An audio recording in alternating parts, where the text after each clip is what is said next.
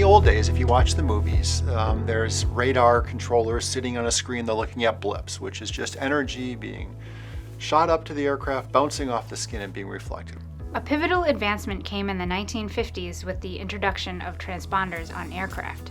Now, instead of just getting the radar reflection off the skin of the aircraft, each aircraft has its own transponder on board, which sends a coded signal back down to the radar and includes more information such as identity and altitude. If you're at an airport, for example, you see that red spinning radar. What that radar is doing is it's interrogating all the airplanes around it to determine their identity and position. It's like a Marco Polo.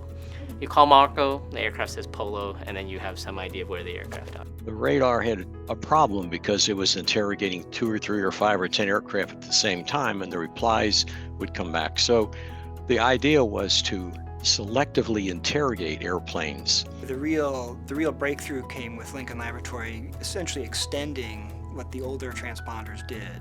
There are 4 key capabilities that MODES enables above the older transponder systems.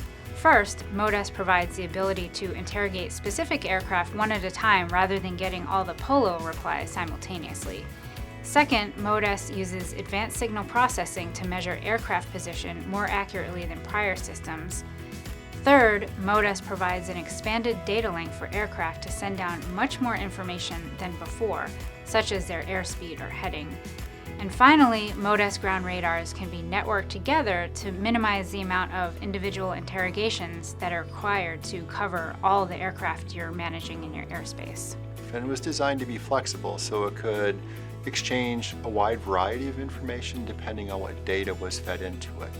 The MODES radar system has been deployed at most major airports around the world and is equipped on over 100,000 aircraft.